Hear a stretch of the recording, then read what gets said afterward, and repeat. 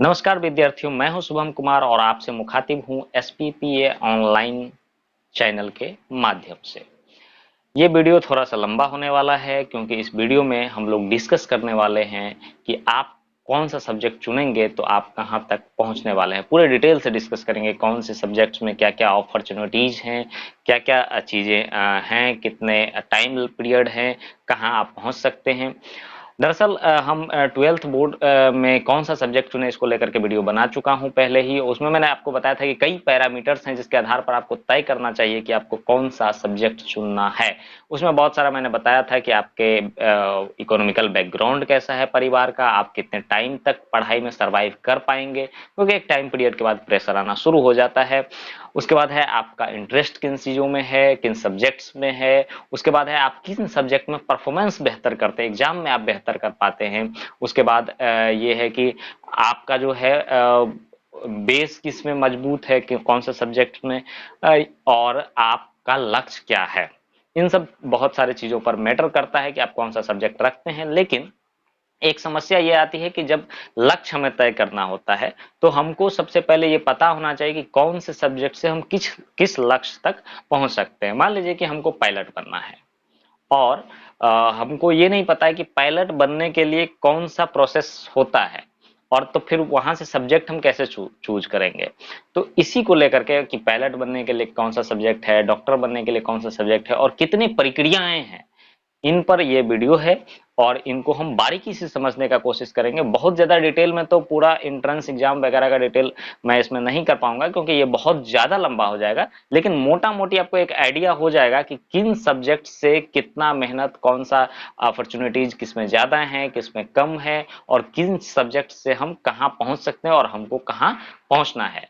तो मुझे आशा है कि आप लोग इस वीडियो को पूरा देखेंगे। चलिए अब सीधे चलते हैं, एक हमने जो डायग्राम बनाया है उस डायग्राम पे और वहां समझने का प्रयास करते हैं।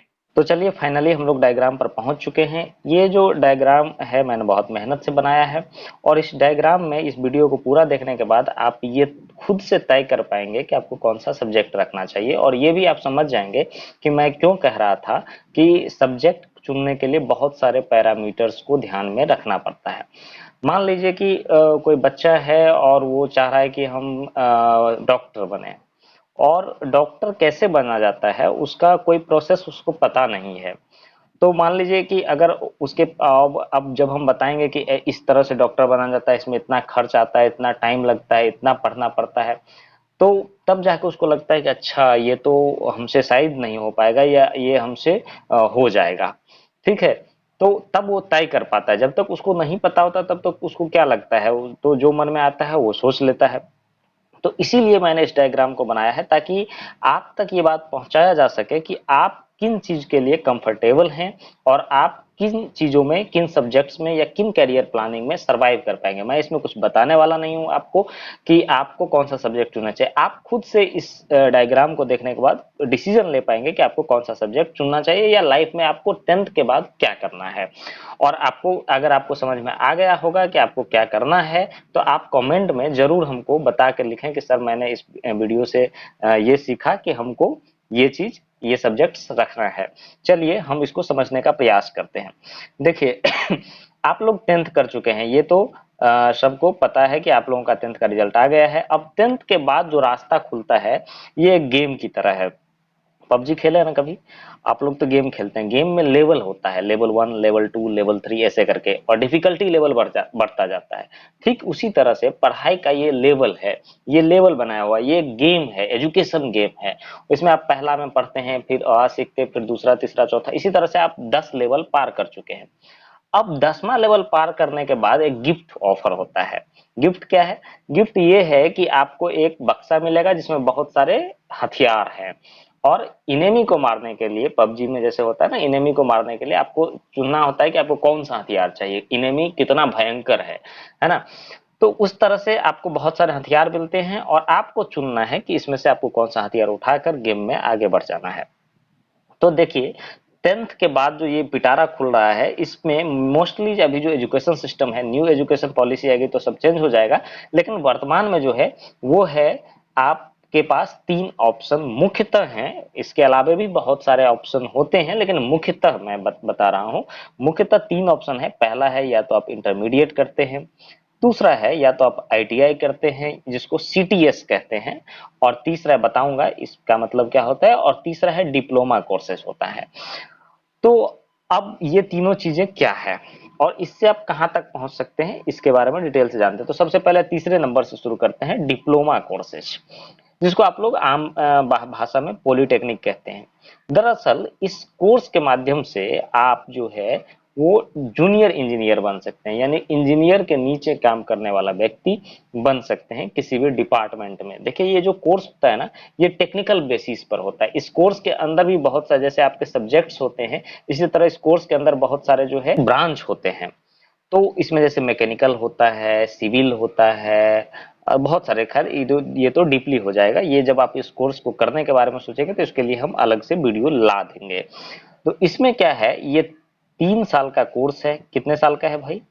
3 साल का। आपको इसके लिए 3 साल का कोर्स करना पड़ेगा। इसमें आपको क्या बनेंगे ये आपको पहले ही बता दिया, आप इंजीनियर के नीचे काम करने वाले लोग जेई बनेंगे, जूनियर इंजीनियर। ठीक है। कोर्स मीडियम क्या है, ये आप गवर्नमेंट और प्राइवेट दोनों सेक्टर से कर सकते हैं। गवर्नमेंट के लिए आपको एंट्रेंस एग्जाम देना पड़ेगा। ध्यान रखिएगा इस पूरे शेड्यूल्स में जहां भी गवर्नमेंट कॉलेज होगा या जहां जो भी अच्छे कॉलेज में एडमिशन आपको मिलना होगा, उसके लिए आपको एंट्रेंस टेस्ट देना होगा। और प्राइवेट में तो मोस्टली ऐसे ही पैसा दे करके एडमिशन मिल जाता है। तो इस तरह से ये 2 सेक्टर हैं। गवर्नमेंट से भी आप कर सकते हैं, गवर्नमेंट में पैसा कम लगेगा, प्राइवेट में जाहिर सी बात है कि ज्यादा पैसा लगेगा। ठीक है। और कोर्स टाइप इसमें क्या है, देखिए इसमें ये जो समझाने का प्रयास है मेरा, इसमें एक और चीजें हैं जो डिप्लोमा में बहुत सारे डिपार्टमेंट है। मैंने मैकेनिकल, इलेक्ट्रिकल ये सब तो बताया, ये तो अलग है, लेकिन इसके अंदर भी बहुत सारे पहले डिपार्टमेंट है, उसके अंदर डिपार्टमेंट है। तो इसके अंदर जो है जैसे पी है, पीएमडी, इसके अंदर बहुत सारे कोर्स हैं। पीई है, पीएमडी है, लेटरल एंट्री है, उसके बाद पीएम है और पीपीई है। अब आपको ये समझ नहीं आ रहा होगा कि ये क्या है। देखिए पीई जो है ये इंजीनियरिंग का एक डिपार्टमेंट है। पीएमडी है यानी पारा मेडिकल डेंटल है, और एलई है लेटरल एंट्री, पीएम है पारा मेडिकल, और पीपीई है पार्ट टाइम पॉलिटेक्निक एजुकेशन, इस तरह से कुछ है।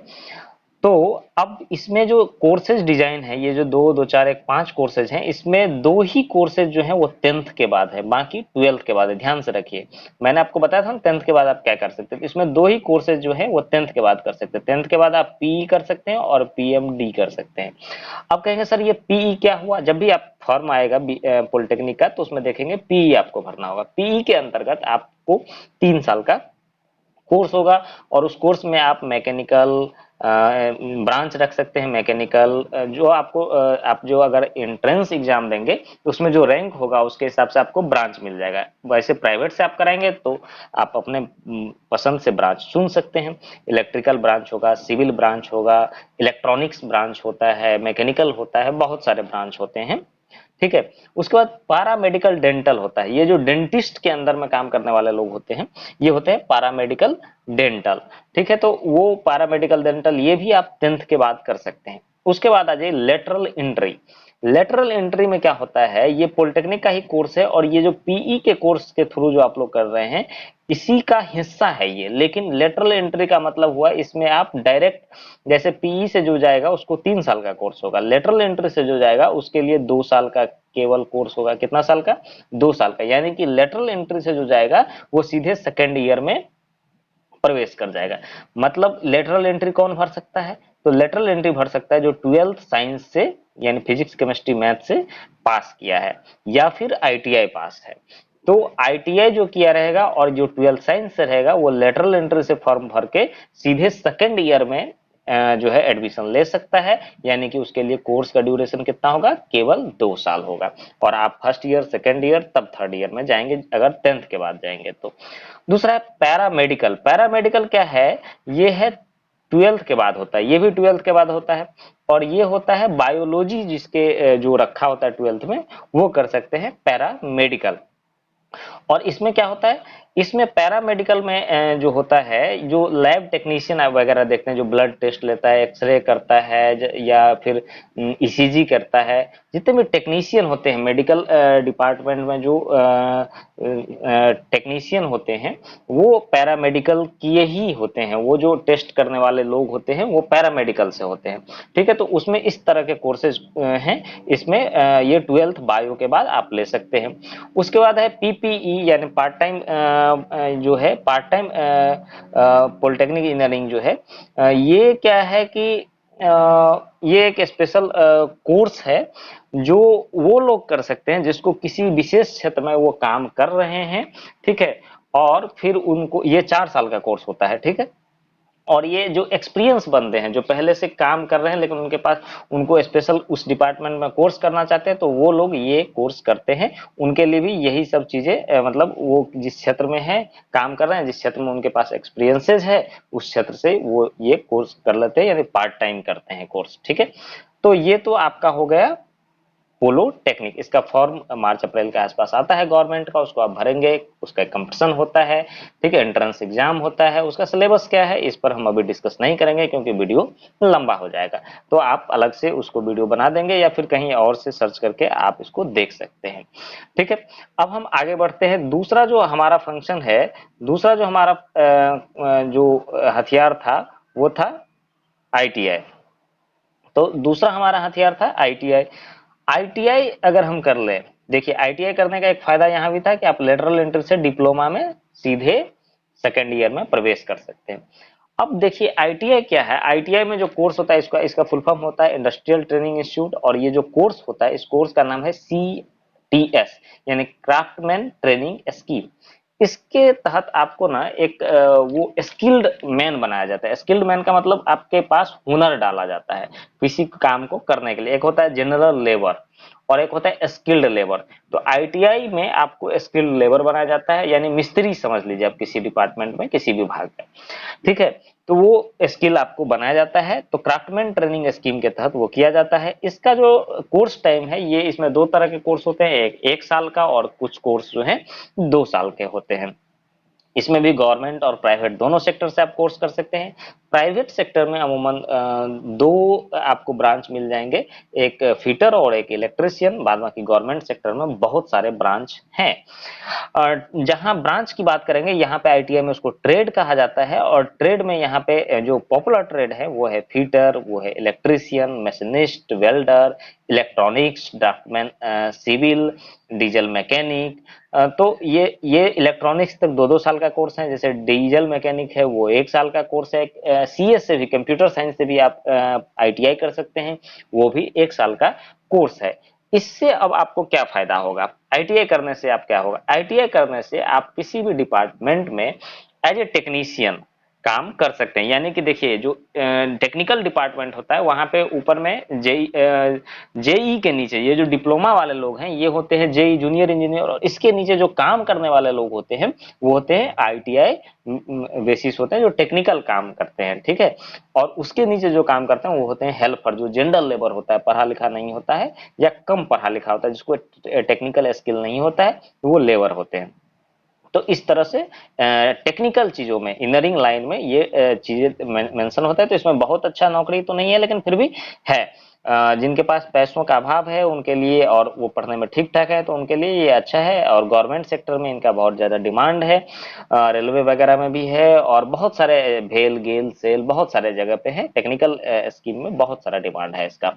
ठीक है, तो और आने वाले जो जिस तरह से मशीनीकरण युग बढ़ता जा रहा है, इनका डिमांड होना ही है, डिप्लोमा का भी होना है। तो ये दोनों हो गए, डिप्लोमा और आईटीआई। आईटीआई का एक और फायदे हैं कि आप लेटरल एंट्री से सीधे सेकेंड ईयर में डिप्लोमा में एडमिशन करा सकते हैं। दूसरा फायदा बिहार में एक और फायदा है कि बिहार सरकार ने कही है कि हम आईटीआई पास बंदे को, आईटीआई जो लड़के पास कर जाएंगे उसको इंटर साइंस के बराबर डिग्री की मान्यता देंगे। हाँ, इसमें एक छोटा सा कंफ्यूजन है कि ये इंटर साइंस की जो डिग्री का वैल्यू देंगे, ये बिहार से बाहर लागू होगा या नहीं होगा, इसमें मैं भी कंफ्यूज हूं। अभी मुझे स्पष्ट रूप से ये पता नहीं है, लेकिन जैसे पता चलेगा मैं आपको बता दिया करूंगा। ठीक है, या आप कहीं से अपने सोर्स से पता करने का कोशिश करें। तो ये फायदा है आईटीआई करने से। अब ये 10th के बाद दो कोर्स हमने आपको बता दिए हैं, एक डिप्लोमा एक आईटीआई, और अब जो अमूमन जो लोग करते हैं उस कोर्स पर आते हैं जिसका नाम है इंटरमीडिएट। क्या नाम है? इंटरमीडिएट। इंटरमीडिएट एक कोर्स पैकेज है। जैसे आप लोग 10th 9th सब जगह अलग अलग इंडिविजुअल पढ़ते आ रहे थे, उसी तरह से इंटरमीडिएट में नहीं है। इंटरमीडिएट में दो क्लास मिला करके एक कोर्स बना है, 11th और 12th। 11th में बोर्ड परीक्षा नहीं होता है, यानी कि 11th का जो मार्क है वो कोई मायने नहीं रखता है, मार्क मायने रखता है 12th का। 12th में बोर्ड परीक्षा होता है और 12th के मार्क से ही सारे चीजें होती है। तो अब आपके मन में क्वेश्चन आ रहा होगा, सर फिर 11th क्यों पढ़ते हैं? तो देखिए एक रिलेशन है। जैसे कि आप दूसरा पढ़ने के लिए पहला पढ़ना पड़ेगा और आज सीखना पड़ेगा, तब ना आम आम पढ़िएगा। उसी तरह से 11th में जो चीजें पढ़ाई जाती है उसका रिलेशन 12th से होता है, क्योंकि अगर आप 11th सही से नहीं पढ़ेंगे तो आपको 12th में कुछ भी समझ नहीं आएगा, सब गुरगोबर हो जाएगा। अब यहाँ पे जब हम इंटरमीडिएट की बात करेंगे तो इंटरमीडिएट में भी 3 डिपार्टमेंट हैं, 3 जो है स्ट्रीम है। तो पहला स्ट्रीम इसमें है साइंस, दूसरा है कॉमर्स और तीसरा है आर्ट्स। तो बहुत सारे बच्चों को ये नहीं पता होता है कि साइंस क्या है, कॉमर्स क्या है और आर्ट्स क्या है। तो पहले तो मैंने इंटर 11th 12th बता दिया आपको कि 11th में परीक्षा नहीं होता है, बोर्ड परीक्षा तो होता है, बोर्ड परीक्षा नहीं होता, उसका नंबर से कोई मतलब नहीं होता है। लेकिन फिर भी 11th पढ़ना इसलिए आवश्यक है क्योंकि आपको 12th में नंबर लाना है, तो 11th पढ़ना पड़ेगा, क्योंकि दोनों के बीच बहुत रिलेशन है। अब साइंस फिर कॉमर्स और आर्ट्स में आते हैं। तो साइंस कॉमर्स और आर्ट्स में क्या है, इसमें सबसे पहले सब्जेक्ट की जो जब हम बात करेंगे तो साइंस कॉमर्स और आर्ट्स में ये जो सब्जेक्ट्स है, तो 3 स्ट्रीम है, साइंस कॉमर्स और आर्ट्स। तो साइंस में कौन कौन सा सब्जेक्ट आप ले सकते हैं, क्योंकि यहाँ भी मैट्रिक में आपको 500 का एग्जाम हुआ था, यहाँ भी आपके 500 का ही एग्जाम होगा। तो बोर्ड परीक्षा उसमें 5 सब्जेक्ट्स होंगे। तो 5 से ज्यादा सब्जेक्ट भी हो सकते हैं, 6 सब्जेक्ट भी हो सकते हैं, 7 सब्जेक्ट भी हो सकते हैं अगर आप ऑप्शनल वगैरह रखते हैं तो, लेकिन मिनिमम 5 सब्जेक्ट आपको लेना होगा। अब उसमें क्या है, जैसे फिजिक्स और केमिस्ट्री, अगर साइंस की हम बात करें तो फिजिक्स और केमिस्ट्री एक एक 100 नंबर का कंपलसरी रहेगा आपका, इसमें कोई दो मत नहीं है, ये आपको पढ़ना ही है। और तीसरा जो है वो है मैथ या बायो। तो बहुत सारे लोग मैथ रख लेते हैं, तो इसको कहते हैं पीसीएम ग्रुप। क्या कहते हैं इसको? फिजिक्स केमिस्ट्री और मैथ कह देते हैं पीसीएम ग्रुप। ठीक है, मैथ अगर रखेंगे आप, और बहुत सारे लोग बायो रखते हैं। आगे बताएंगे कि मैथ का क्या योगदान होगा, मैथ से आप कहां पहुंच पाएंगे और बायो से आप कहां पहुंच पाएंगे। और 200 नंबर का लैंग्वेज सब्जेक्ट होता है जिसमें अंग्रेजी जरूरी है, अंग्रेजी कंपलसरी है, 100 मार्क का आपको अंग्रेजी रखना पड़ेगा। और 100 मार्क का कोई अन्य सब्जेक्ट रख सकते हैं, जैसे हिंदी रख सकते हैं, और फिर अंग्रेजी भी रख सकते हैं, 50 मार्क का हिंदी, 50 मार्क का अंग्रेजी, या फिर 50 मार्क का हिंदी या 50 मार्क का मैथिली मिला के 100 नंबर का, या 100 नंबर का हिंदी ही रख सकते हैं। तो इस तरह से 500 अंक पूरे हो जाते हैं, और ये आपका पूरे 12th साइंस का जो है ये है। कई लोग क्या करते हैं, तो इसमें जो 3 ग्रुप हैं साइंस में, एक होता है पीसीएम फिजिक्स केमिस्ट्री मैथ, एक होता है पीसीबी यानी फिजिक्स केमिस्ट्री बायोलॉजी, और एक होता है पीसीएमबी फिजिक्स केमिस्ट्री, पीसीबीएम कह सकते हैं इसको, फिजिक्स केमिस्ट्री बायोलॉजी मैथ। तो एक तो वो लोग होते हैं जो फिजिक्स केमिस्ट्री और बायो रखते हैं, दूसरे वो लोग होते हैं जो फिजिक्स केमिस्ट्री मैथ रखते हैं, और तीसरे वो लोग होते हैं जो फिजिक्स केमिस्ट्री बायो रखते हैं और एक्स्ट्रा सब्जेक्ट में यानी ऑप्शनल सब्जेक्ट में मैथ रख लेते हैं। तो इनको जो है ये दोनों सब्जेक्ट का फायदा हो जाता है। बायोलॉजी वाला फॉर्म भी भर सकते हैं ये, मतलब मेडिकल क्षेत्र में भी जा सकते हैं और इंजीनियरिंग क्षेत्र में भी जा सकते हैं। तो ये रखने से, लेकिन इसमें क्या है कि एक एक्स्ट्रा लोड बढ़ जाता है, इसमें 6 सब्जेक्ट आपके हो जाते हैं, तो इसमें कुछ ज्यादा मेहनत करना पड़ता है। ठीक है, तो ये तो रहा साइंस का जो है कोर्सेज में क्या कौन कौन सा सब्जेक्ट होते हैं। अब आते हैं कॉमर्स में। कॉमर्स में क्या है, कॉमर्स में भी 500 का एग्जाम होता है और 500 नंबर का टोटल फुल एग्जाम होता है। अब 5 सब्जेक्ट भी होंगे।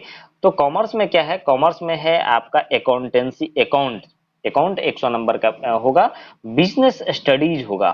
ठीक है, बिजनेस स्टडीज होगा जिसमें बिजनेस के बारे में बताया जाएगा कि बिजनेस कैसे किया जाता है, इन सब चीजों के बारे में टर्म बताया जाएगा। अकाउंटेंसी में आपको पूरा अकाउंट का कैसे मैनेज करना है इसके बारे में आप पढ़ेंगे।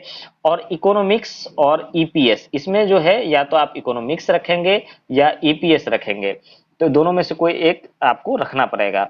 तो इकोनॉमिक्स रखेंगे तो इकोनॉमिक्स हो जाएगा। तो फिर आप ईपीएस, ईपीएस का मतलब होता है एंटरप्रेन्योरशिप, उद्यमशीलता।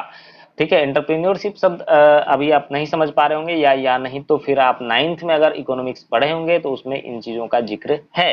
अगर आप नहीं पढ़े तो अब समझ लीजिए कितना बड़ा भूल कर लिए हैं, आगे से ये गलती नहीं करिएगा, क्योंकि अब आपको निरंतर जीवन में पढ़ना है तो, नहीं पढ़ना है तो फिर कोई बात नहीं है, कोई मतलब नहीं है।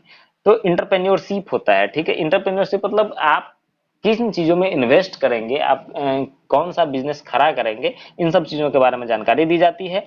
तो ये इंटरप्रेन्योरशिप 100 नंबर का, या तो दोनों में से, इकोनॉमिक्स और इंटरप्रेन्योरशिप में से कोई एक रख सकते हैं। लैंग्वेज भी यहाँ पे भी वही है जो साइंस में था, ठीक है, इसमें एक्स्ट्रा बताने की जरूरत नहीं है। तो ये हो गया कॉमर्स के सब्जेक्ट्स। ठीक है, अब बढ़ते हैं आर्ट्स के सब्जेक्ट की तरफ। और आर्ट्स के सब्जेक्ट कुछ इस तरह से हैं, आर्ट्स में बहुत ढेरों सब्जेक्ट हैं, और आर्ट्स के सब्जेक्ट कुछ इस तरह से हैं। आर्ट्स में भी 500 नंबर का एग्जाम होता है, 5 सब्जेक्ट्स होते हैं, और आपको जो सब्जेक्ट्स यहाँ पे लिखा हुआ है इनमें से कोई 5 सब्जेक्ट चुनने होंगे। इनमें सब्जेक्ट्स होते हैं history, geography, economics, political science, sociology, psychology, philosophy, home science and music.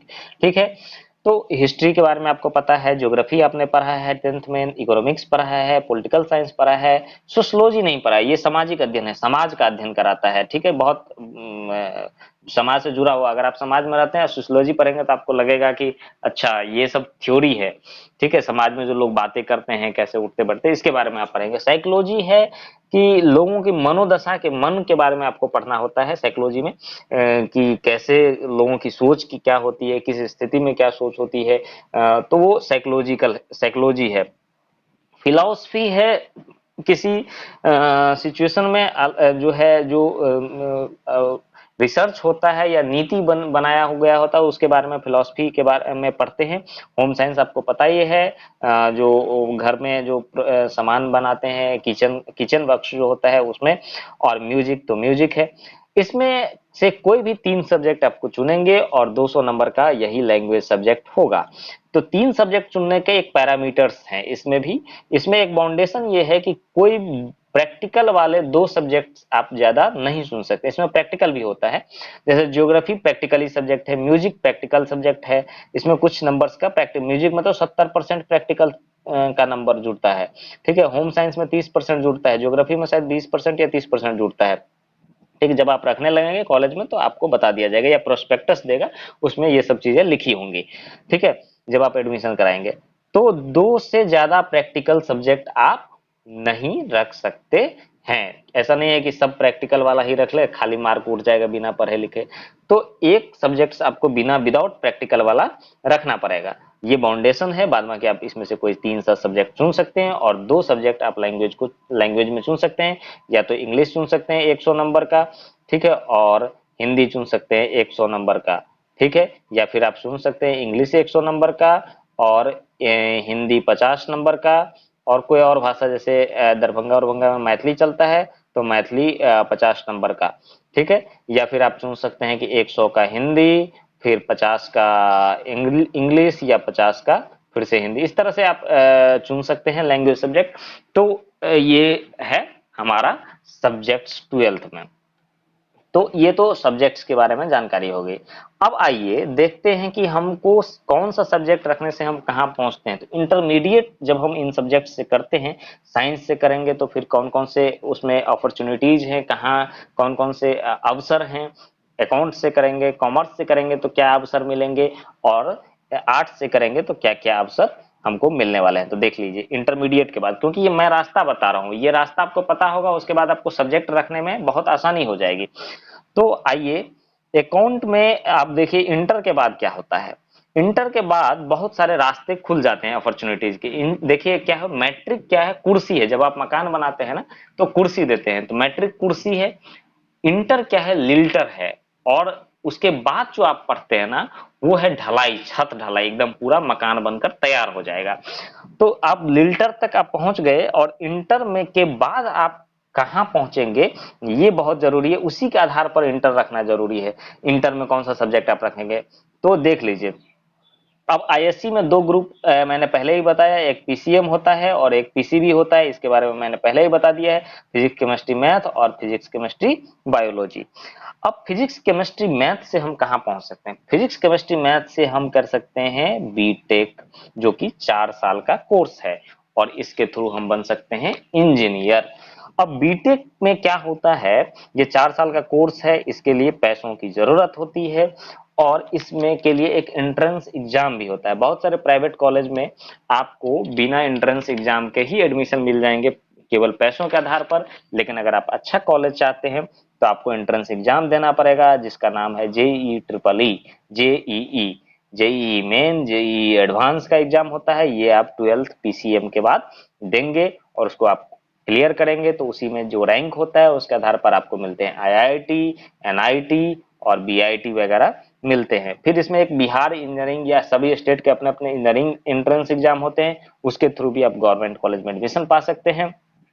और फिर अब अगर आप प्राइवेट से करना चाहते हैं तो आप प्राइवेट से भी बीटेक कर सकते हैं। तो ये है बैचलर ऑफ टेक्निकल, और ये एक ग्रेजुएशन लेवल का कोर्स है, ठीक है। और वैसे तो आप बीएससी भी कर सकते हैं, बैचलर ऑफ साइंस, ठीक है, तो उसमें बीएससी भी कर सकते हैं। और इंजीनियरिंग से अगर बैचलर करना है तो ये बीटेक है, बी बैचलर ऑफ इंजीनियरिंग है।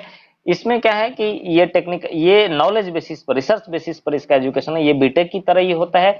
और बीई के लिए भी जो है बीटेक की तरह होता है, इसके लिए भी एंट्रेंस एग्जाम होता है अच्छा कॉलेज के लिए, और नहीं तो ऐसे प्राइवेट में भी बहुत सारे कॉलेज में एडमिशन आपको मिल जाएंगे। इससे आप इंजीनियरिंग क्षेत्र में जा सकते हैं। अब है बी आर्क। तो बी आर्क का मतलब है यानी कि बैचलर ऑफ आर्किटेक्चर। आर्किटेक्चर का मतलब जानते हैं? कोई आप जैसे ताजमहल देखिए, ताजमहल एक भवन है और इसको एक डिजाइन बनाया गया है, और समझिए इसको कोई इंजीनियर डिजाइन बनाया होगा। जैसे बहुत सारे ब्रिज, जैसे हावड़ा ब्रिज देख लीजिए आपको, तो या बहुत सारे चीजें जो है आर्किटेक्चर डिजाइन करते हैं कोई किसी भी चीज को, वो देखने में बहुत सुंदर लगता है। तो ये जो चीजें होते हैं, ये इंजीनियर जो होते हैं वो बैचलर ऑफ आर्किटेक्चर किए हुए होते हैं, और ये 5 साल का फुल्ली कोर्स है। इसके लिए भी एंट्रेंस होते हैं। अगर अच्छे कॉलेज में आपको दाखिला चाहिए तो आपको एंट्रेंस देना पड़ेगा, हालांकि प्राइवेट इंस्टीट्यूशन भी इसके लिए काम करती है, तो आप प्राइवेट इंस्टीट्यूशन से भी एडमिशन करवा सकते हैं। इसमें भी बहुत अच्छा खासा पैसा चाहिए एडमिशन करने के लिए, यानी कि लाख में पैसा चाहिए, हजार से नहीं होने वाला। इसीलिए मैं बताता रहता हूं कि सब्जेक्ट चुनने में आपका इकोनॉमिक बैकग्राउंड का भी बहुत ज्यादा ध्यान रखना होता है, केवल पढ़ने से नहीं होगा, ठीक है। उसके बाद देखिए बीएससी कर सकते हैं। बीएससी जैसे आपने इंटर किया उसके बाद ग्रेजुएशन करेंगे, ये भी 3 साल का कोर्स है। किसी भी एक सब्जेक्ट को ऑनर्स रख के, फिजिक्स को, केमिस्ट्री को, मैथ को ऑनर्स रख के आप कर सकते हैं। इनके बारे में बताएंगे। बीएससी से भी बहुत सारे फायदे हैं। बीएससी से जैसे केमिस्ट्री से आप करेंगे तो लैब टेक्नीशियन में या केमिस्ट वगैरह में आप अप्लाई कर सकते हैं, या फिर हायर एजुकेशन आप पीजी करेंगे, पोस्ट ग्रेजुएट करेंगे, फिर प्रोफेसरी लाइन में जाएंगे या टीचिंग लाइन में जाएंगे, तो बहुत सारी चीजें हैं। ये तो हो गए कोर्सेज के बारे में। अब 12th में साइंस के बाद डायरेक्ट नौकरी वाले दो तीन जो चीजें हैं वो भी अवसर मिलते हैं। उसमें है एनडीए। एनडीए में का मतलब होता है नेशनल डिफेंस एकेडमी। मान लीजिए आपको पायलट बनना है, अच्छा, एक विंग कमांडर अभिनंदन का नाम सुने हैं, जो पाकिस्तान से आए थे। पाकिस्तान में जब सर्जिकल स्ट्राइक हुआ था तो वो पाकिस्तान में रह गए थे, फिर बाद में सरकार उसको वापस लाई। ये लोग जो है कहाँ से कैसे जाते हैं एनडीए में? ये लोग जाते हैं एनडीए के थ्रू, ठीक है, जो फाइटर प्लेन उड़ाते हैं, ठीक है। तो एनडीए एक नेशनल डिफेंस एकेडमी है जिसमें 4 साल का ट्रेनिंग दिया जाएगा आपको, ठीक है। और इसके लिए आपको 12th में मैथ और फिजिक्स रहना बहुत ही जरूरी है। इससे आप थल सेना, वायुसेना और जल सेना में अफसर के पद पर तैनात हो सकते हैं। इसके लिए उम्र सीमा है 16.5 साल से लेकर 19 साल के बीच में ही इसका फॉर्म आप भर सकते हैं, ठीक है। और और इसमें जो है पूरे देश में लगभग 418 सीट होते हैं, और इसका एग्जाम जो होता है ना, देश का सबसे कठिन जो परीक्षा बोर्ड है UPSC, union public service commission लेती है। और इसमें जो है अब इसका परीक्षा शायद साल में 2 बार होता है, एक अप्रैल और एक सितंबर में। और इसमें लिखित परीक्षा 900 नंबर का होता है और 900 नंबर का इंटरव्यू होता है। और इसमें जब आप इसको क्वालिफाई कर जाएंगे एंट्रेंस एग्जाम को, तब फिर आपको पुणे में एक एनडीए का एक इंस्टीट्यूट है, उसमें आपको 4 साल की ट्रेनिंग दी जाएगी। उसके बाद आपको विंग बांटा जाएगा कि आप थल सेना, जल सेना या वायुसेना में जाएंगे। और फिर वहां से जैसे आप वायुसेना के लिए चले गए तो आपको वायुसेना के लिए अलग से स्पेशल 1 साल का ट्रेनिंग दिया जाएगा और फिर आपको वायुसेना में ऑफिसर के पद पर तैनात कर दिया जाएगा। ठीक है, फिर आप बहुत ज्यादा प्रमोशन करते हुए आगे जा सकते। जैसे वायुसेना का चीफ जो है वो सब सारे लोग एनडीए के थ्रू गए हैं। ठीक है, जितने भी कर्नल वगैरह देखते हैं सब एनडीए के थ्रू जाते हैं। तो ये बहुत कठिन एग्जाम होता है, इसको तैयारी करने के लिए समझ लीजिए फिजिक्स, केमिस्ट्री, मैथ। इसके सिलेबस में आपका 300 नंबर का मैथ और 600 नंबर का इंग्लिश और जीके पूछते हैं। इसके लिए अंग्रेजी बहुत मोस्ट वाइटल है। और हाँ, एक बात और ध्यान रखिए, किसी भी सब्जेक्ट के लिए 12th के बाद अंग्रेजी बहुत मोस्ट वाइटल है, इसीलिए अंग्रेजी पर आपको विशेष फोकस करना है, स्पोकन नहीं। अंग्रेजी ग्रामेटिकल रूप से आपको मजबूत हो जाएगा तो आप स्पोकन सीख लेंगे। ठीक है, तो अंग्रेजी पर आपको विशेष रूप से फोकस करना होगा, अंग्रेजी आपको बहुत मजबूत होना चाहिए, तभी इन सब चीजों में आप सरवाइव कर पाएंगे। अब आगे देखते हैं, ये एनडीए है, इसके बारे में डिटेल से कभी बताएंगे हम। ठीक है, 600 नंबर का लिखित एग्जाम होता है और 900 नंबर का और 900 नंबर का इंटरव्यू होता है। इसका फिजिकल टेस्ट भी होता है, आपका शारीरिक हाइट वगैरह, वेट वगैरह भी चेक होता है, मेडिकल होता है क्योंकि आप सेना में जा रहे हैं। तो बहुत सारी चीजें क्राइटेरिया है इसके लिए। उसके बाद है Indian air force x group x. Indian air force group x जो है, ये एक जो है लोअर पोस्ट है इंडियन एयरफोर्स में। लोअर पोस्ट करने का मतलब जो टेक्नीशियन है ना, ये यहाँ टेक्नीशियन समझ लीजिए। जैसे आप हवाई जहाज है या इंडियन जो विंग, वो जो है फाइटर प्लेन सब है, उसके जो पार्ट्स हैं जो खराब हो जाते हैं उसको ठीक करने होते हैं। तो ये टेक्निकल काम जो होते हैं वो एयरफोर्स ग्रुप एक्स से जो लोग जाते हैं वो करते हैं, इसको एयरमैन कहते हैं। इसमें अच्छी खासी सैलरी है और इसके लिए आपको चाहिए कि 12th जो है पीसीएम ग्रुप से होना चाहिए या फिर आपको पॉलिटेक्निक होना चाहिए। ठीक है, देखिए पॉलिटेक्निक का महत्व यहाँ भी आ गया। तो या तो आप 12th साइंस से करिए या आप पॉलिटेक्निक करिए, तो आप यहाँ पे पहुंच जाएंगे। हाँ, लेकिन एक बात और ध्यान रखना है, ये जितने भी कोर्सेज हैं आपको कोशिश करना है 12th में अगर 60% से कम मार्क हैं आपके, तो बहुत कम चांसेस है जो आपको कोई फायदा नहीं होने वाला है। 12th अगर आप कर रहे हैं तो आपको 60% से ज्यादा मार्क होना चाहिए। इवन अंग्रेजी में भी, अंग्रेजी में 100 नंबर का अंग्रेजी आपको रखना ही चाहिए और अंग्रेजी में भी 60% से ज्यादा मार्क होना चाहिए। तो इसमें जो है इसमें भी लिखित परीक्षा होता है, शारीरिक टेस्ट होता है यानी कि फिजिकल टेस्ट होता है, मेडिकल टेस्ट होता है, उसके बाद इंटरव्यू होता है, उसके बाद सिलेक्शन होता है।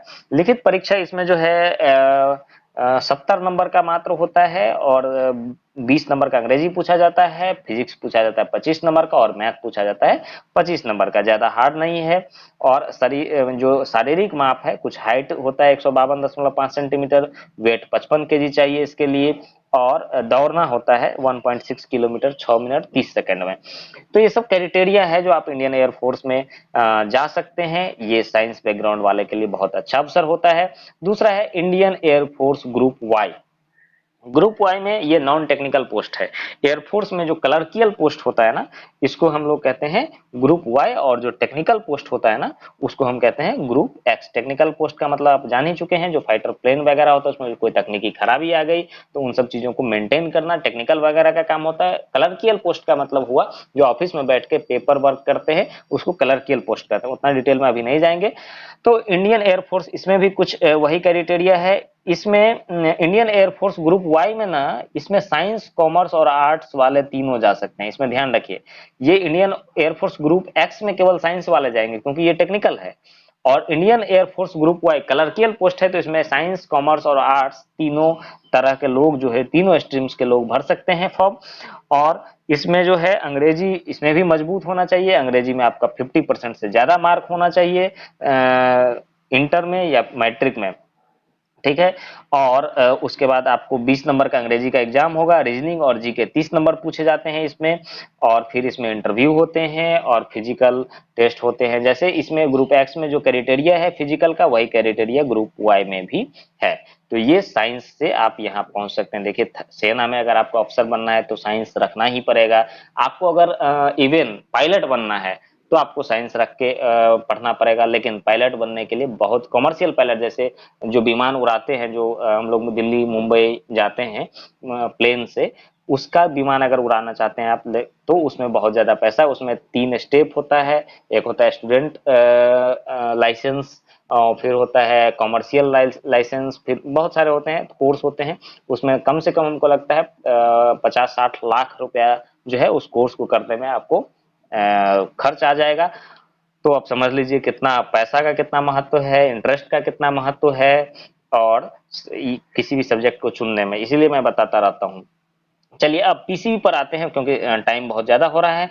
पीसीबी फिजिक्स केमिस्ट्री बायोलॉजी में आप जो है बायोलॉजी सेक्शन से जब आप जाएंगे तो इसमें आप एमबीबीएस कर सकते हैं, जिसका कोर्स 5.5 साल का होता है। और 1 साल का जो है इंटर्नशिप होता है इसमें, जो आप कोर्स करने के बाद हॉस्पिटल में आप देखते होंगे लोग, बहुत सारे लड़के लड़कियां व्हाइट शर्ट पहन करके डॉक्टर के साथ घूमते रहते हैं, वो ट्रेनिंग कर रहे होते हैं दरअसल। तो ये एमबीबीएस होता है। इसके लिए भी एक एग्जाम होता है एंट्रेंस, अगर अच्छे कॉलेज चाहिए तो वो होता है नीट, NEET। ठीक है, नीट एग्जाम होता है। इसको अगर आप क्वालिफाई करेंगे तो आप जो है बीडीएस में जा सकते हैं और एमबीबीएस में जा सकते हैं। तो इसका एमबीबीएस का फुल फॉर्म होता है medical bachelor of medicine and bachelor of surgery. ठीक है, तो ये कोर्स 3.5 साल का होता है, और उसके बाद 1 साल का इंटर्नशिप होता है। उसके बाद जाके ये कोर्स पूरा होता है, उसके बाद आप डॉक्टर बनते हैं।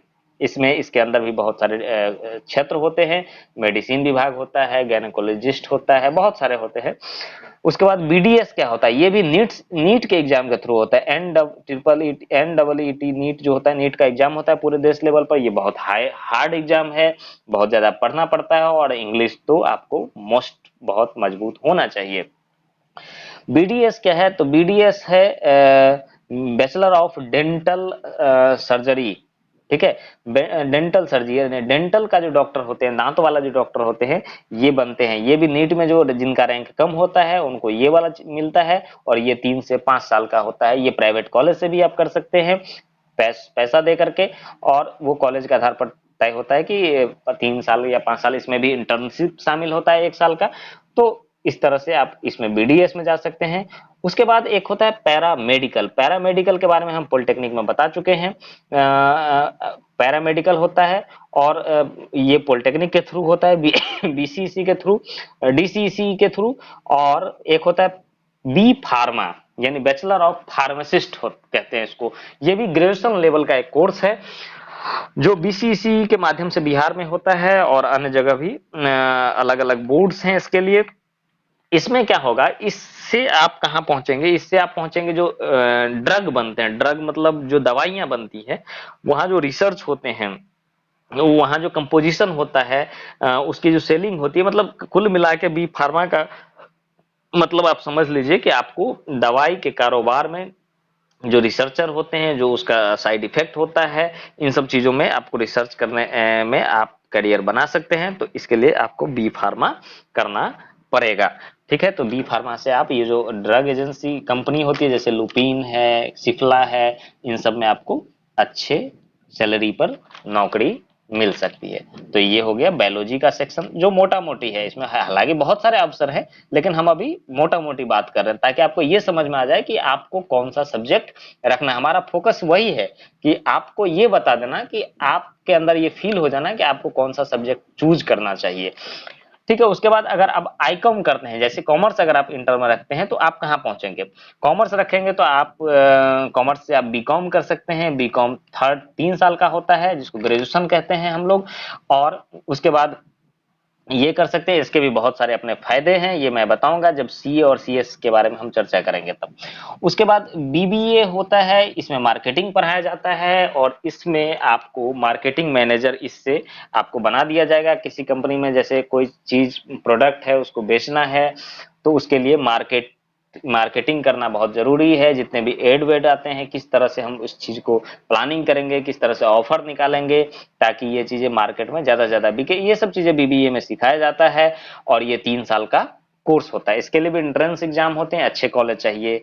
सरकारी कॉलेज के लिए आपको एंट्रेंस एग्जाम पास करना पड़ेगा, प्राइवेट कॉलेज में आपको ऐसे ही, मतलब मोटा मोटी यही है कि जहां भी अच्छा आपको कॉलेज चाहिए तो आपको एंट्रेंस एग्जाम पास करना पड़ेगा, और ये यूनिवर्सिटी पर डिपेंड करता है। अच्छे यूनिवर्सिटी से अगर आप बीबीए करेंगे तो क्या हो आप तब क्या होगा, आपको उसमें एंट्रेंस पास करना पड़ेगा, और अच्छे यूनिवर्सिटी से करेंगे तभी कोई मतलब भी है, वैसे कहीं से कर लेंगे तो डिग्री का कोई मतलब नहीं है। उसके बाद एक होता है सी ए और सी एस। सी ए होता है चार्टर अकाउंटेंट, जो कॉमर्स क्षेत्र वालों का सबसे ड्रीम जो है करियर है। और सी एस होता है चार्टर कंपनी सेक्रेटरी। सीए बनने के लिए एक्चुअली ये कोई कोर्स है नहीं जिसमें आप किसी इंस्टीट्यूट में एडमिशन लेते हैं। ये इंडिविजुअली एक कोर्स है जो आपको, इसमें 3 प्रोग्राम है। एक है प्राइमरी, और इसमें 3 प्रोग्राम है सीए बनने के लिए। एक है फाउंडेशन कोर्स, उसके बाद है इंटरमीडिएट कोर्स, उसके बाद है फाइनल कोर्स। ये मुख्यतः जो है फाउंडेशन कोर्स, इसके अलग अलग फी हैं। तो देखिए, सीए में है आपको पढ़ना खुद से है, कोचिंग सीए की तैयारी अगर आप करते हैं तो आपको कोचिंग लेना पड़ेगा। इसका कोई कॉलेज नहीं होता जहां जाकर के आप सीए एक डिग्री प्रोग्राम है, और इसमें आपको खुद पढ़ना होगा। इसके लिए आपको कॉमर्स, देखिए सीए जरूरी नहीं है कि सिर्फ कॉमर्स वाले करेंगे, ये नोट कर लीजिए। साइंस और आर्ट्स वाले लोग भी सीए कर सकते हैं, ठीक है, और उसका फॉर्म भर सकते हैं। देखिए, जब आप 12th के बाद अगर आप सीए करना चाहें तो आपको फाउंडेशन कोर्स करना पड़ेगा। फाउंडेशन के लिए सबसे पहले एक अप्लाई करना पड़ेगा, जिसका फॉर्म चार्ज 9800 रुपया होता है। और अप्लाई करने का उसका वैलिडिटी आपका 3 साल होता है। 3 साल के अंदर उस एग्जाम को, इस साल में शायद 2 बार एग्जाम होता है, उस एग्जाम को आपको 3 साल के अंदर पास करना पड़ेगा। और नहीं पास करेंगे अगर उस, तो आपका वो पैसा बर्बाद हो गया, आपको फिर से फाउंडेशन कोर्स के लिए फॉर्म भरना पड़ेगा। अगर आप पास कर गए तो आपको फिर इंटरमीडिएट कोर्स होता है, तो इंटरमीडिएट कोर्स के लिए अप्लाई करेंगे, और फिर आपको 4 महीना का समय मिलेगा। उसमें सब्जेक्ट्स, उसका सिलेबस होता है, उसमें फिर परीक्षा देंगे। और इंटरमीडिएट अगर आप निकाल लेते हैं, जिसमें 27,200 रुपया इसका फी है, इंटरमीडिएट जब आप निकाल लेते हैं तो फिर आपको फाइनल जो है वो होगा, जिसमें 3 साल का आपका जो है ट्रेनिंग होगा कहीं पे। और वो जब ट्रेनिंग आपका खत्म होने लगेगा, उससे 6 महीना पहले आप फाइनल के लिए फॉर्म भरेंगे और परीक्षा देंगे। और जब फाइनल में परीक्षा दे देंगे, जिसका फी है 32,300 रुपया, तो आपको एक सर्टिफिकेट मिलेगा, पास कर देंगे और आप सीए बन जाएंगे।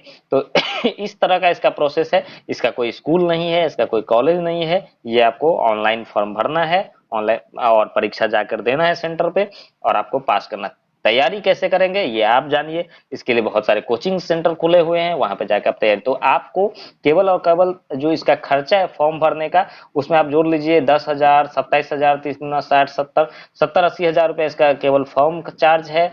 और अगर आप तैयारी करेंगे तो जाहिर सी बात है, लोग इंस्टीट्यूट से तैयारी करते हैं तो इंस्टीट्यूट का चार्ज अलग से है, तो आप देख लीजिए कितना पैसा खर्च हो रहा है।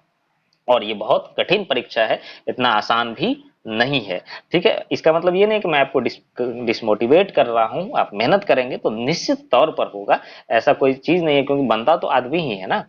उसके बाद सीएस है, कंपनी सेक्रेटरी। तो सीए का काम क्या है? सीए का काम है जो अकाउंट होता है, बड़े बड़े कंपनीज होते हैं उसके अकाउंट को देखभाल करना, क्योंकि करोड़ों लाखों में बिजनेस होता है, उसके अकाउंट का जो देखभाल होता है पूरा, टैक्स कैसे भरना है, क्या करना, मतलब बहुत सारी चीजें ये सीए के अंतर्गत आता है। सीएस क्या होता है? Company secretary. इसमें आपको मैनेजर का पद कंपनी में मिल सकता है, असिस्टेंट मैनेजर का पद मिल सकता है। तो ये सेक्रेटरी का कोर्स होता है जो मैनेज कैसे किया जाता है कंपनी का। इसमें भी वही 3 है। फाउंडेशन होता है पहले कोर्स, इसके भी कुछ फी होते हैं, इसके भी कोई कॉलेज नहीं है, इसका भी कोई वो नहीं होता है कि ये कॉलेज में आपको पढ़ाएगा, ट्रेनिंग दिया जाएगा, ऐसा कुछ नहीं है। इसको आपको खुद से पढ़ना है, ये कोर्स है, खाली आपको एग्जाम देना है, एग्जाम आपको क्लियर करना है। 3 स्टेप है इसमें, फाउंडेशन, उसके बाद है एक्सक्लूसिव, एक्सेसिव, और उसके बाद है प्रोफेशनल। तो ये तीनों स्टेज जब आप क्लियर कर लेंगे तो आप सीएस हो जाएंगे, और किसी भी कंपनी में आपको मैनेजर या असिस्टेंट मैनेजर के पद पर आप आराम से अच्छे सैलरी पर आप तैनात हो सकते हैं। अब इसमें ये तो 12th के बाद हो गया। अगर आप ग्रेजुएशन के बाद करना चाहते हैं तो ग्रेजुएशन कंप्लीट होने के बाद आप सीधे इसके सेकंड जो फेज है, जैसे मैंने आपको बताया कि फाउंडेशन होता है, उसके बाद इंटरमीडिएट होता है, उसके बाद फाइनल होता है, तो आप सीधे क्या है, इंटरमीडिएट में जो है ग्रेजुएशन अगर आप कर लिए हैं तो सीधे इंटरमीडिएट कोर्स में जाके फॉर्म भर सकते हैं। फाउंडेशन करने का आपको जरूरत नहीं है। 12th के बाद अगर सीए और सीएस करेंगे तो आपको फाउंडेशन करना पड़ेगा, लेकिन अगर ग्रेजुएशन के बाद करेंगे तो सीधे इंटर मीडिएट में कर सकते हैं। इसमें बड़ी बात यह है कि ये आप साइंस से भी कर सकते हैं, कॉमर्स से भी कर सकते हैं, बीकॉम के बाद भी कर सकते हैं, बीएससी के बाद भी कर सकते हैं और बीए के बाद भी कर सकते हैं। लेकिन बीकॉम वाले लोगों को इसमें ज्यादा, इसका जो सिलेबस है उसमें ज्यादा जो है पकड़ होता है, इसीलिए ये ज्यादातर बीकॉम वाले लोग ही करते हैं। साइंस से कोई मतलब नहीं है और आर्ट्स से तो और कोई मतलब नहीं। इसमें आगे आप डीएड कर सकते हैं। जो आपको अगर टीचर बनना है तो टीचर आप साइंस से, कॉमर्स से और आर्ट्स से हर विषय में आप डीएड कर सकते हैं, जो इंटर के बाद होता है, और बीएड कर सकते हैं आप ग्रेजुएशन के बाद होता है। डीएड क्या होता है? 1 to 6, क्लास 1 to 6 में टीचर बनने के लिए आपको डीएड करना पड़ेगा, और 6 to 10 या 10+2 के लिए आपको बीएड, एमएड वगैरह करना होता है। तो ये किसी भी स्ट्रीम में आपको टीचर बनने के लिए उस सब्जेक्ट से आपको बीएड या डीएड कर सकते हैं। तो ये एक है। अब आते हैं सिर्फ ये मोटा मोटी ये कॉमर्स क्षेत्र का हो गया। उसके बाद ये बैंकिंग सेक्टर में भी आप जा सकते हैं, फाइनेंशियल सेक्टर में जा सकते हैं, इसके बाद जो कंपटीशन है उसमें जा सकते हैं।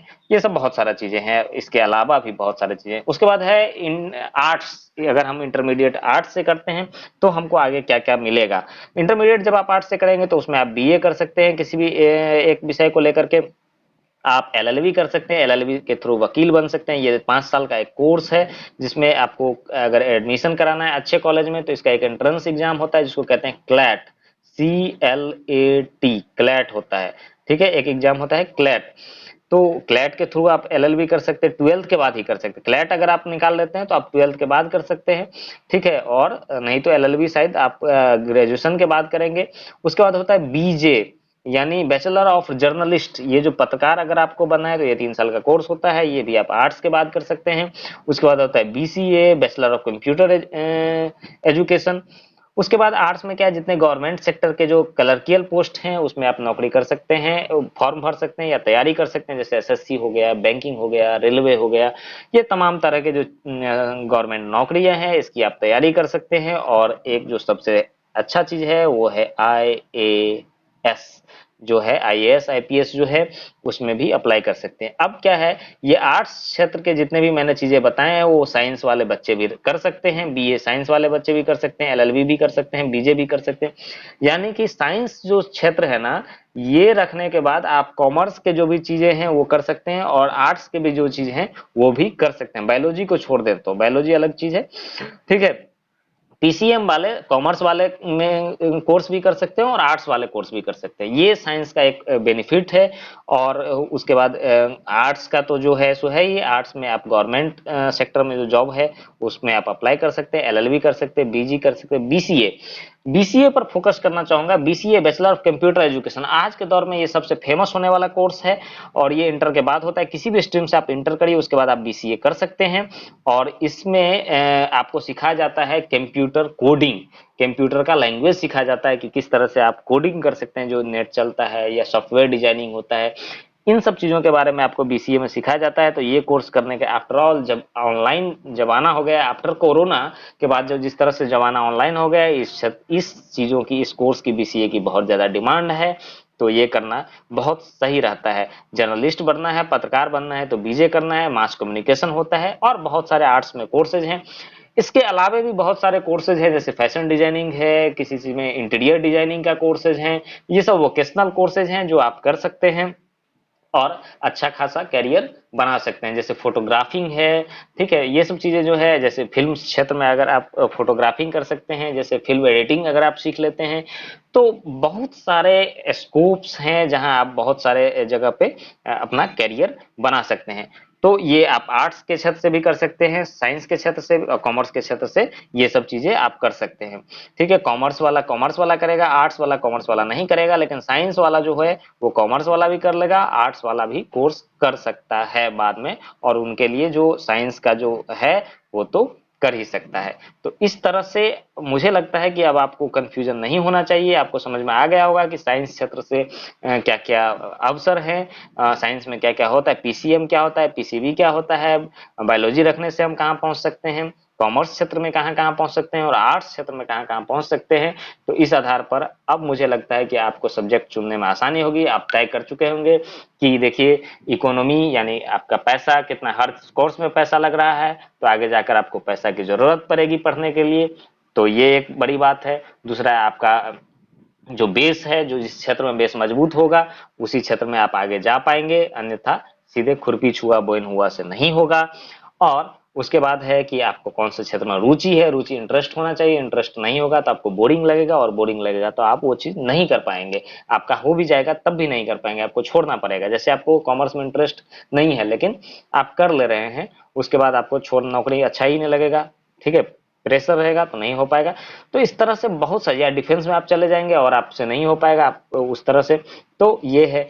तो आपके पास कितना टाइम है इन सब में, देखिए 5-5 7-7 साल का कोर्स है, तो मिनिमम 30 साल 25 से 30 साल के आसपास आपको करियर बनाने में लग जाएंगे, ठीक है। बहुत सारे कोर्सों में बहुत में जल्दीबाजी में भी हो जाता है। जैसे आईटीआई से आप जल्दी नौकरी ले सकते हैं, पॉलिटेक्निक से आप जल्दी जल्दी नौकरी, इंटर साइंस से भी एनडीए वगैरह में जाएंगे तो आप ग्रुप एक्स ग्रुप वाई में जाएंगे तो जल्दी जल्दी नौकरी ले सकते हैं, ठीक है। कॉमर्स क्षेत्र का प्राइवेट सेक्टर में बहुत ज्यादा योगदान है, प्राइवेट सेक्टर में आप बहुत अच्छे पद पर जा सकते हैं कॉमर्स सेक्टर से। आर्ट्स सेक्टर से भी बहुत अच्छे अच्छे पदों पर, जैसे मैंने बताया है, कि आप जा सकते हैं। तो इस तरह से आप डिसाइड कर लीजिए कि आपके पास क्या है क्या नहीं है और किस आधार पर आपको कहां पहुंचना है, उसी आधार पर आप सब्जेक्ट चूज करिए। आशा है कि आपको ये वीडियो अच्छा लगा है तो लाइक करिए, अपने दोस्तों के साथ शेयर करिए और कमेंट में लिखिए कि अब आप कौन सा सब्जेक्ट रखने वाले हैं। हम लेते हैं विदा और फिर मिलेंगे किसी और वीडियो में, तब तक के लिए नमस्कार।